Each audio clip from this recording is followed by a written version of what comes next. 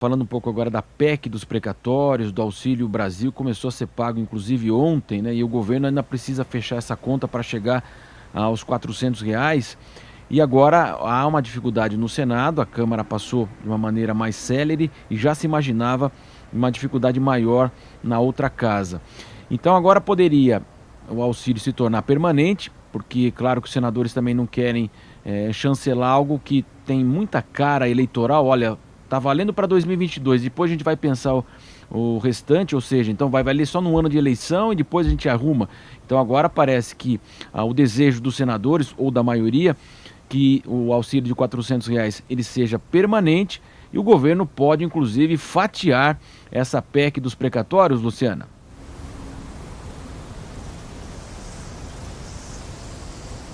Olha, pode sim, são as questões que estão sendo estudadas hoje pelo governo, lá com as lideranças no Senado Federal. Então, o que o governo diz? Ele concorda com o valor de R$ 400, um valor permanente? Concorda, mas o Congresso Nacional precisa apontar a fonte de receita, precisa apontar de onde vai sair o dinheiro para garantir esse reajuste. O ministro da Economia, Paulo Guedes, já sinalizou que para garantir um valor de benefício permanente, vai ser necessário aprovar, por exemplo, a proposta de mudanças no imposto de renda que já está sendo discutida lá por deputados e senadores. Hoje, a oposição apresentou uma proposta alternativa à PEC.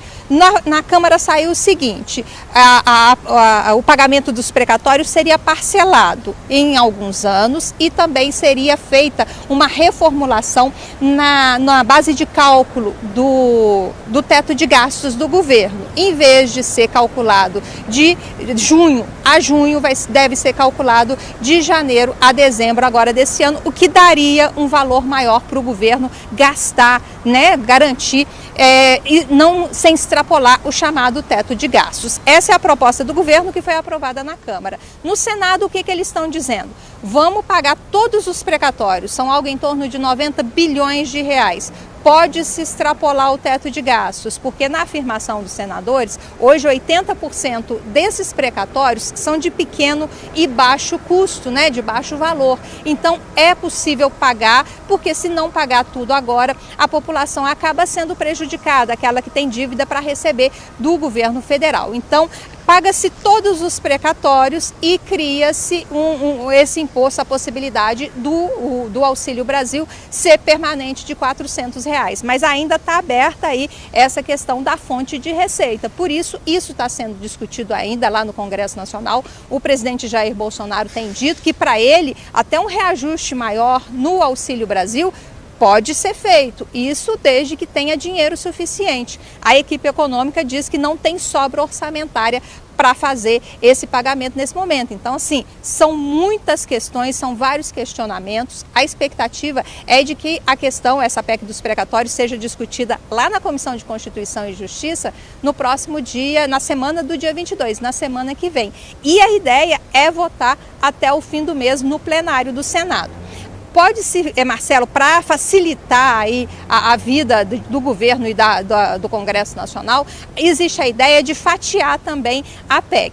Aprova-se o que for consenso, começa a valer imediatamente. Aquilo que estiver causando muita polêmica vai ser motivo, né? Vai ser uma outra proposta, o que está sendo chamada lá no Congresso Nacional de uma PEC paralela. Então, esse questionamento está sinalizando aí que pode até ser mais rápido no Senado, mas dificilmente o governo vai conseguir resolver todas as questões até o final do mês, como era o objetivo. A expectativa é de que seja aprovada parte da proposta, mas a discussão desse texto alternativo, dessa PEC paralela, deve se estender lá no Senado Federal.